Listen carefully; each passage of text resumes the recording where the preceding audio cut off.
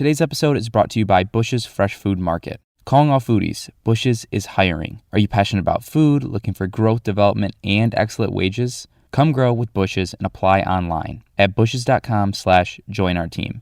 That's Bush's, BUSCHS.com/join our team. From the Detroit Free Press, I'm Emma Stein with today's Free Press Voice Briefing. It's Wednesday, March 9th, 2022. Jury selection began on Tuesday for the Governor Gretchen Whitmer kidnap trial. The judge said he doesn't care if the jurors love or hate the governor, or if they think she mishandled the pandemic. All that matters is if they can set aside their biases and issue a verdict based on only evidence presented at the trial, not what they heard from the news or their personal opinions.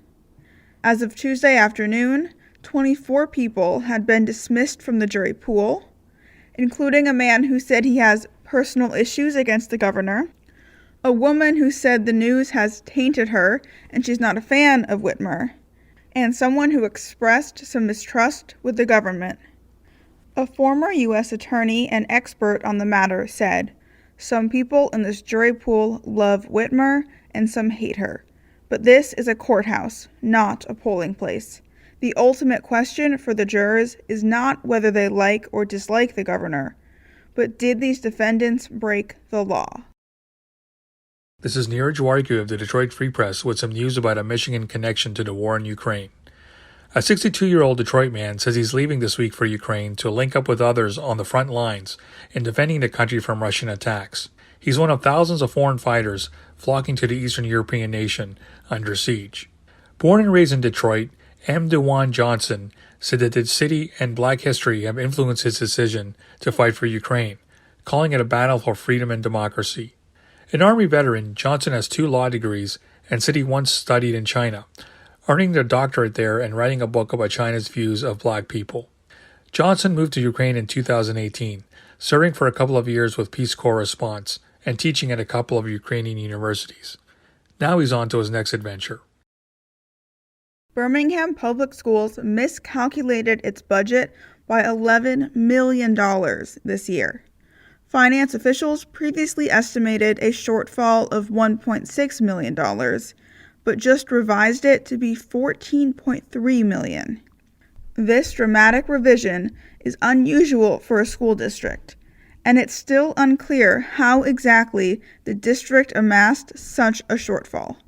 The district has been overcharging property taxpayers, who will now receive a credit, and underestimating the costs of salary, health insurance, retirement, and other benefits. The district does have a rainy day fund of $20 million, but it can only use up to $4 million of it due to policy restrictions. The district has not officially said whether or not there will be budget cuts, but did say they will explore other funding avenues first.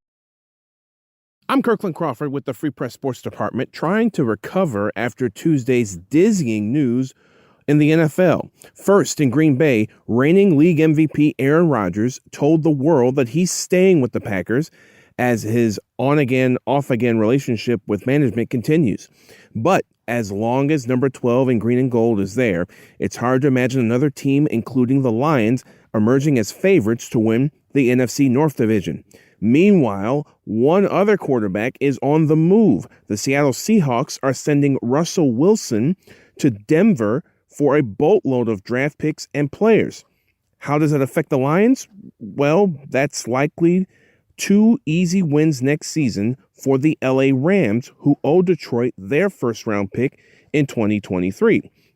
Also, the Lions may have a tough time finding a top-notch wide receiver in free agency.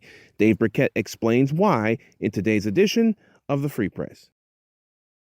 For more stories from the Detroit Free Press, be sure to check out freep.com. That's FREEP.com. I'll see you tomorrow.